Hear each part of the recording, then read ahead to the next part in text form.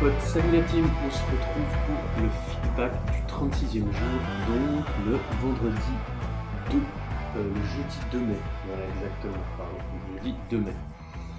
Alors, comme j'ai dit, je prends un peu de temps sur moi là, parce que je pense que c'est important de prendre du recul par rapport aux actions qu'on entreprend.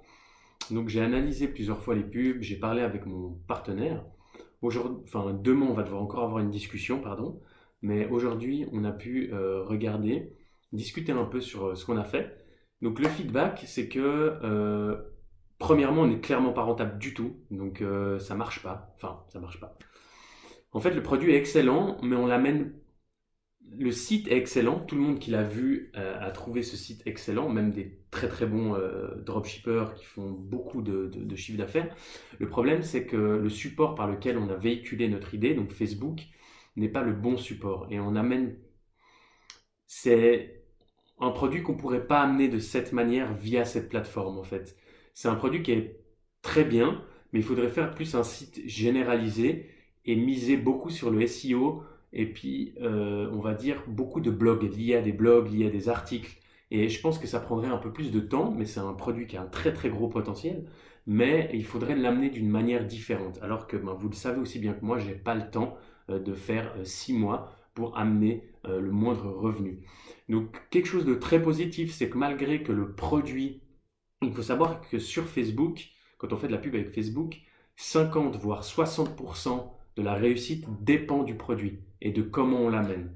Donc ça veut dire quel produit c'est, s'il y a un effet wow ou un X-factor un peu, si le produit résout un problème et surtout si le produit résolvait, ouais je pense que ça se dit comme ça, résolvait un problème déjà avant d'être mis en avant via le marketing, avant d'être embelli par le marketing. Le produit doit déjà résoudre un problème concrètement. Doit déjà, waouh, super, c'est original, waouh, c'est innovant.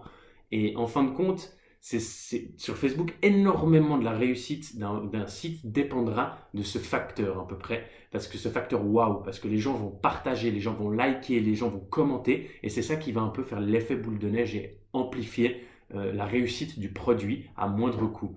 Moi, mon produit, il a été très bien amené, très très bon site, mais il n'y a pas de wow. En fait, j'arrive pas à amener du trafic qualifié sur le site parce qu'en fait, la pub, j'ai misé énormément, c'est moi qui l'ai scripté sur la peur. Donc la pub, il y a énormément de CTR. Donc j'ai vraiment les pubs qui fonctionnent de ouf. Hein. Genre, je suis entre 5 et 12% de CTR, donc c'est juste immense. Hein. C'est juste immense. C'est beaucoup plus que 95% des publicités sur Facebook. Mais le problème, c'est qu'une fois que les gens arrivent sur mon site, ce n'est pas du trafic qualifié. Les gens ne comprennent pas le produit et sont là en mode ah, c'est quoi? Donc en fin de compte, ce n'est pas un achat compulsif, c'est plus un achat réfléchi parce qu'il va falloir lire certaines choses pour comprendre en fait le produit et s'intéresser à ce produit, lire des articles et vraiment prendre le temps de se renseigner sur le produit. Et là, ça vendrait beaucoup plus. Donc, il faudrait faire des blogs et des articles. Le problème, c'est que quand on sort concrètement, quand quelqu'un va sur Facebook, ou même sur Google, peu importe, quand quelqu'un est sur Facebook, il part pas du principe qu'il va acheter. Donc, en gros, quand tu viens avec ta pub, tu lui fais chier, en fait. Tu lui fais chier, tu l'emmerdes.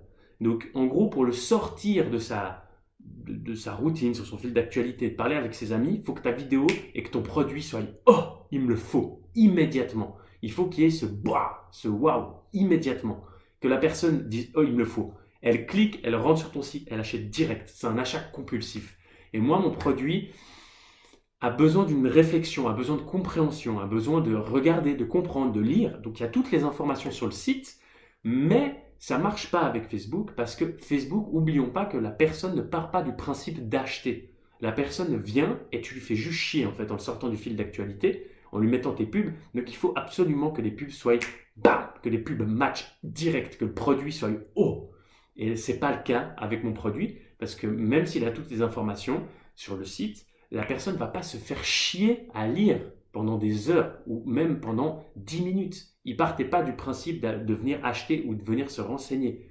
Donc, ça ne peut pas fonctionner en fait, ou très mal. Donc, c'est ce qui s'est passé. Mes pubs fonctionnaient absolument, très très bien. Vraiment, elles touchaient énormément de monde. Le seul problème, c'est que j'ai un peu trop joué sur la peur, donc je me suis fait signaler donc, mon CPM, donc le coût pour montrer la pub à 1000 personnes a grimpé en flèche. Déjà, gros problème de rentabilité par la suite. Mais une fois que les gens étaient sur le site, donc pour vous dire, premier jour, j'ai eu un achat, deuxième jour, 2 achats, troisième jour, j'étais à un achat. Enfin bref, j'avais de l'achat tout de suite. J'avais après 5 jours, une 12 ou 14, 15 ajouts au panier. 15 ajouts au panier. Mais même si ces personnes, on va dire que je convertissais ces 15 ajouts au panier 100%, je ne suis pas du tout rentable parce que le CPM est grimpé très très haut et au prix où je vends le produit, j'ai un ROAS, donc si j'investis 1 $, combien je vais recevoir en retour. Donc par exemple, si c'est un ROAS de 3,2, ça veut dire que j'ai investi 1 $ pour recevoir 3,2 $. Et en fin de compte, ça pourra pas marcher, je pense. C'est un produit qu'on ne peut pas amener comme ça et que, par exemple, pour prendre assez de données avec le pixel et potentiellement commencer à vendre beaucoup, sans me faire bannir mes pubs, évidemment, il faudrait que je mette des milliers de francs dans Facebook, ce qui n'est pas possible. Donc il faut vraiment que je fasse un produit putaclic. Et c'est ça que je me suis rendu compte. Donc j'ai épié un peu grâce à 2-3 programmes, beaucoup, 80% des publicités, 90% des publicités qu'il y a sur Facebook. Et c'est vrai que c'est un truc putaclic, quoi. C'est vraiment, il y a un produit qui résout par contre concrètement un problème, matériel. Donc il faut voir que ça résout un problème, ça résout un problème qui ait un effet genre, oh putain, un effet de prix aussi, que ça soit pas trop cher, parce que Facebook, faut pas grimper trop cher non plus quand on vend ce genre de produit. Après, oui, on peut vendre des prestations de soi-même quand on est un coach via Facebook. Si on a une notoriété et puis qu'on alimente ses réseaux sociaux, on peut faire de la pub et vendre des choses très très chères. Mais il faut vraiment que ça résout un problème. Et en gros, j'ai regardé les pages de vente et en fait, quand on sort le client parce qu'on le force en fait, il part pas du principe d'acheter. Donc il faut que ça soit très très simple. Il faut que le gars il arrive, il voit le produit, il voit l'offre, il voit ce qu'il a gagné, les avantages qu'il a, les avantages produits, l'image photo, fini. Il faut vraiment que ça tienne sur une page avec des images, des gifs. Il ne faut pas compliquer avec plein de textes parce que ça devient n'importe quoi. Sur Facebook, il faut que ça soit ultra débile parce qu'on sort quelqu'un de sa zone. Enfin, vraiment, il n'est pas là pour acheter. Donc il faut juste que l'effet d'achat compulsif se maintienne. Donc ça veut dire qu'on le fait rentrer dans une spirale avec notre pub et plus il suit ce tunnel de vente, plus ça doit alimenter et dire oh il me le faut, alimenter cet achat compulsif. Donc on va parler des avantages, on va parler des effets qu'il aura dès qu'il aura notre produit, on va mettre des petits gifs, etc., etc. Et en fait c'est ça qui va permettre de vendre énormément sur Facebook. Mon produit est excellent avec mon partenaire. Il y a toutes les informations nécessaires sur le site, donc plus de 10 pages pour comprendre le produit, mais les gens via Facebook n'ont pas le temps de lire un produit. Ils n'ont pas le temps de lire 10 pages.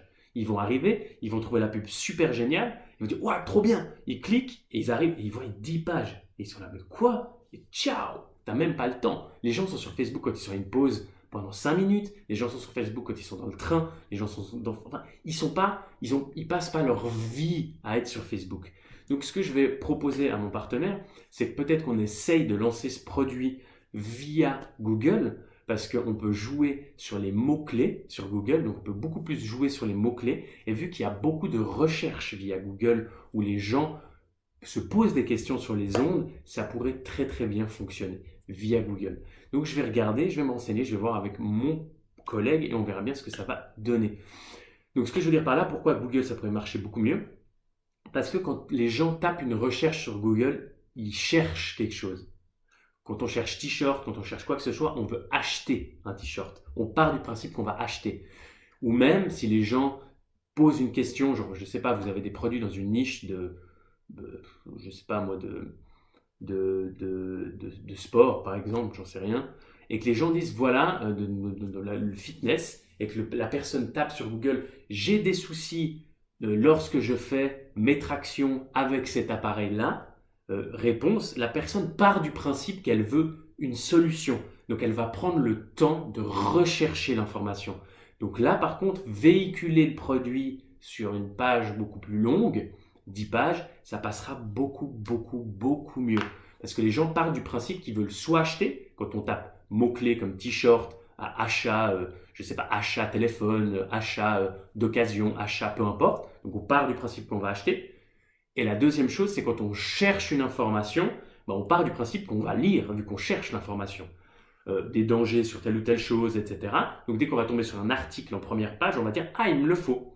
Et c'est ça en fait la clé.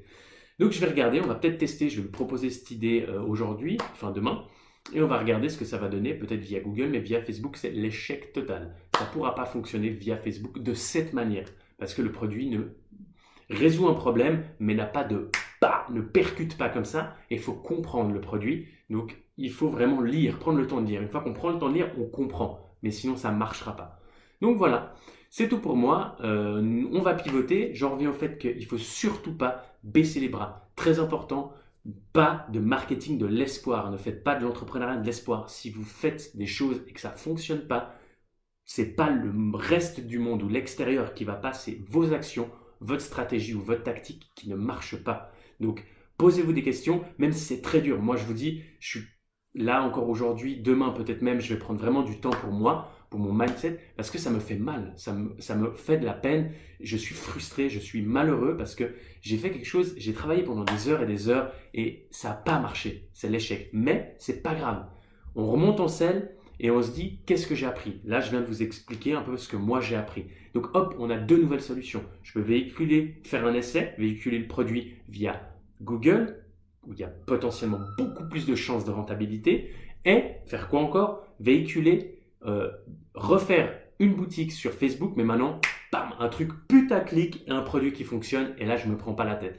Donc, il y a toujours des solutions. C'est difficile, mais regardez toujours le côté positif. Donc, qu'est-ce que vous avez appris? Qu'est-ce que vous avez appris concrètement? J'ai fait ça, j'ai entrepris ça comme action, j'ai eu ça comme résultat. Qu'est-ce que j'ai appris? Restez dans le positif. Regardez pas le résultat. Ah, j'ai pas réussi. Regardez le processus. Comprenez le processus qui a établi ce résultat. Le résultat, c'est pas grave parce qu'on change une petite chose, un maillon, un seul maillon dans le processus et le résultat est complètement différent. Donc, n'accordez pas d'importance au résultat. Et moi, je vous le dis, mais même moi, c'est très très dur. Ça fait 2-3 jours que je planche là-dessus pour remonter dans le positif. Parce que n'oubliez pas que dans le processus, vous avez appris plein de choses hyper positives. Même si le résultat est merdique, dans le processus, il y a énormément de choses très positives. Donc, comme là, je vous expliquais, moi, mon processus, le résultat, c'est planter. Mais dans le processus, qu'est-ce que j'ai appris? J'ai appris que je pourrais véhiculer ce produit via Google. C'est très, très gros potentiel. J'ai appris que maintenant, il faut que je fasse ça sur Facebook pour réussir. Donc, voici des solutions que je peux apporter pour changer. Changer le processus. Accorder de l'importance au processus, pas au résultat. Absolument pas au résultat. Même si les résultats sont exceptionnels, exponentiels, n'accordez pas d'importance au résultat. C'est le processus qui a occasionné ce résultat qui va être très important et vous apprendre beaucoup de choses. Parce que si vous focalisez que sur le résultat, si un jour vous avez une grosse réussite, vous allez regarder que la réussite, jamais vous remettre en question et jamais faire performer et progresser votre business. Donc vous allez rentrer dans quoi? Ce qu'on appelle de l'immuable. Et l'immuable est voué à disparaître. Vous n'allez pas vous remettre en question et vous allez vous louper avec le moyen long terme. Donc voilà, très important, gros conseil du jour, mais ne baissez jamais les bras. Regardez le processus, le résultat n'est pas important, vraiment, le résultat n'est pas important. Regardez le processus. Ok, qu'est-ce que je peux changer maintenant pour changer le résultat? D'accord, j'ai appris ça fonctionne pas, ça fonctionne, ça fonctionne pas, ça fonctionne. On enlève ce qui fonctionne pas, on garde les deux choses qui fonctionnent et on fait un nouveau process. On regarde le résultat et de nouveaux feedbacks. Très important, très important, très important. Sinon, c'est impossible à avancer. C'est pas grave. Du moment où on se focalise sur le fini, même moi, je vous garantis, c'est ce que j'ai fait ces 2-3 derniers jours où j'étais là, mais ça n'a pas fonctionné, blablabla. Même moi qui vous le dis comme conseil, c'est difficile parce que notre cerveau a été conditionné à faire ça. Prenez l'habitude de prendre le temps de réfléchir, de vous calmer et de penser au processus, pas le résultat. Donc voilà, c'est mon conseil.